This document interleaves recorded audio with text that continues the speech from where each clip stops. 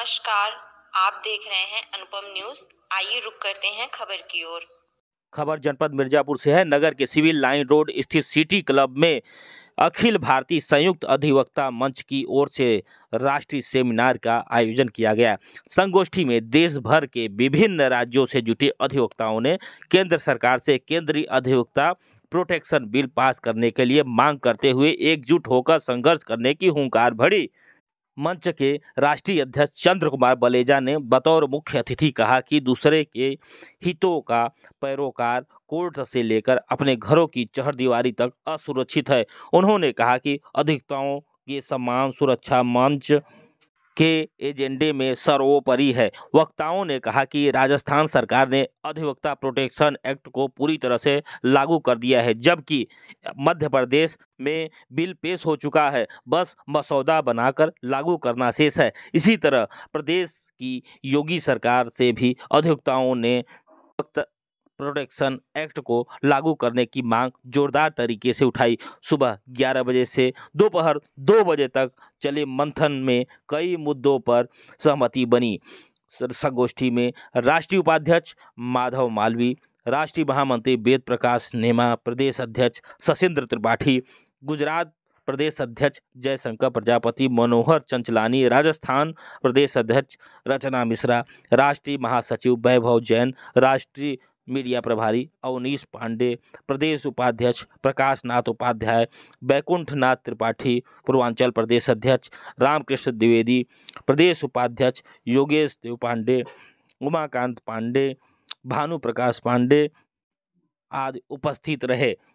मंच का सफल संचालन पूर्व अध्यक्ष बैकुंठ नाथ त्रिपाठी ने किया। उक्त आशय की जानकारी मीडिया प्रभारी अभिषेक दुबे ने प्रेस विज्ञप्ति के माध्यम से दी है। प्रस्तुत है अनुपम न्यूज के साथ अखिल भारतीय संयुक्त अधिवक्ता मंच के राष्ट्रीय अध्यक्ष चंद्र कुमार बलेजा से एक खास बातचीत। जी, अपना परिचय बताएं। मैं चंद्र कुमार बलेजा, राष्ट्रीय अध्यक्ष अखिल भारतीय संयुक्त मंच।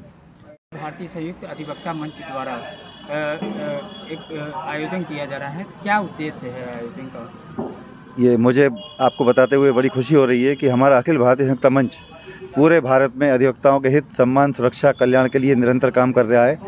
उसी कड़ी में जो है आज उत्तर प्रदेश के मिर्ज़ापुर ज़िले में हमारा जो है सेमिनार रखा गया है, जिसमें वकीलों की सुरक्षा के लिए एडवोकेट प्रोटेक्शन एक्ट कैसे उत्तर प्रदेश में कैसे लागू कराया जाए या पूरे देश में कैसे लागू कराया जाए, उस पर विस्तृत चर्चा की जाएगी।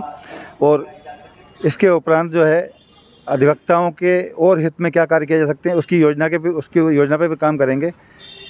इस तरह हमारा मंच जो है पूरे देश में अधिवक्ताओं के सम्मान सुरक्षा के लिए काम कर रहा है। उसी कड़ी में जगह जगह जो है हम सम्मेलन करके एडवोकेट को जगा रहे हैं, एक उनको नई ऊर्जा प्रदान करके उनके अंदर एक एडवोकेट हित की भावना भर रहे हैं, ताकि उनके अंदर एक जागृति हो और वो वकीलों की एकता के लिए आगे आएँ और वकील एक होने के बाद अपने हित, कल्याण, सम्मान, सुरक्षा के लिए हमेशा कार्य करते रहें और अपनी योजनाओं को लागू कराते रहें। अधिवक्ताओं की सुरक्षा क्या कोर्ट परिसर के अंदर ही होनी चाहिए या बाहर भी ऐसी कोई व्यवस्था है जिससे कि अधिवक्ताओं का हित जो है कोर्ट परिसर के बाहर भी हो? बहुत बढ़िया सवाल किया आपने। एडवोकेट तो एडवोकेट होता है। एडवोकेट एक्ट के अंतर्गत एडवोकेट को जो है ऑफिसर ऑफ द कोर्ट कहा गया है। जब ऑफिसर ऑफ द कोर्ट की परिभाषा दी गई है तो ऐसी स्थिति में मात्र न्यायालय परिसर नहीं बल्कि घर भी जाता है, ऑफिस भी जाता है, तो अपनी ड्यूटी परफॉर्म करता है। ऐसी स्थिति में उसकी हर जगह सुरक्षा होना चाहिए। अधिवक्ता कल्याण मंच, अखिल भारतीय अधिवक्ता कल्याण मंच का उद्देश्य जो है, क्या उद्देश्य पूरा होने के बाद भी यह संगठन कार्य करता रहेगा या इस पर भी अभी ऐसा कुछ बना है पहले से एजेंडा कि जब हमारा उद्देश्य पूरा हो जाएगा तो हम इस कार्य को बंद कर देंगे?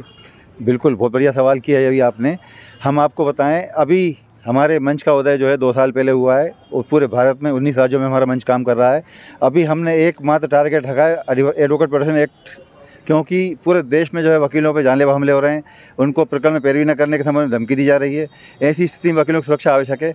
इसके अलावा हमारा जो बायलॉज है उसमें इसके बाद हमने जो है सेकंड उस पर रखा है वकीलों के लिए हेल्थ इंश्योरेंस और मेडिक्लेम, क्योंकि आज कोई भी बीमार होता है, अस्पताल जाता है तो 4-5 लाख रुपये वैसे ही खर्च हो जाते हैं, तो उसकी वकीलों को भी सुरक्षा दिया जाना आवश्यक है। इसके बाद जब प्रोटेक्शन एक्ट का हमारा लक्ष्य पूरा हो जाएगा, इसके बाद हम मेडिक्लेम इंश्योरेंस की मांग जो है गवर्नमेंट से करेंगे और वो वकीलों को दिलवाएंगे। ऐसे धीरे धीरे हम एक एक करके जो है वकीलों के हित में काम करते रहेंगे हमेशा, और वकीलों के सम्मान की सुरक्षा करते रहेंगे। मेडिक्लेम के अंदर क्या ऐसा भी है क्या कि भविष्य के लिए अधिवक्ताओं के लिए जिस प्रकार से अधिकारियों और मंत्रियों की दवाएं फ्री होती हैं, तो क्या अधिवक्ताओं के लिए भी दवाएं इस तरह की निःशुल्क मिलें, उनकी जांच निःशुल्क हो, इससे संबंधित भी कुछ? ये सब होना चाहिए जी। लेकिन ये पॉसिबल नहीं है।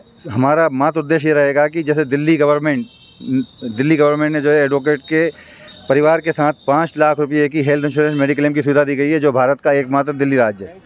उसी के समानता के आधार पर हमने मध्य प्रदेश में भी हाई कोर्ट में पिटीशन लगाई है कि जिस तरह दिल्ली को भी दी जा रहा है तो मध्य प्रदेश भी कोई समानता के अधिकार पर मध्य प्रदेश को प्रदान की जाए। इसी तरह हम उत्तर प्रदेश में भी अब ये पिटीशन लगाने की तैयारी कर रहे हैं।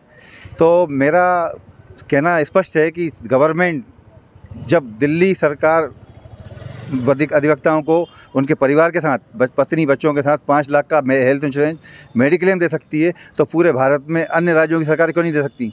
इसकी लड़ाई भी हम प्रोटेक्शन एक्ट के बाद शुरू करेंगे। यहाँ पर उपस्थित जितने अधिवक्ता हैं, आज हम जिस कार्यक्रम को संपादन कर रहे हैं, तो क्या भारतवर्ष से यहाँ पर अधिवक्ता उपस्थित हैं क्या? जी बिल्कुल, आज हमारे यहाँ गुजरात से आए हुए मेहमान, राजस्थान से आए हुए हैं, उत्तर प्रदेश के हैं, महाराष्ट्र के हैं और मध्य प्रदेश से हैं, सभी राज्यों से आए हुए हैं। और एक नई यहाँ से जो है जोत जलेगी एडवोकेट प्रोफेशन के लिए, और उत्तर प्रदेश में इसकी जो है आग लगाई जाएगी।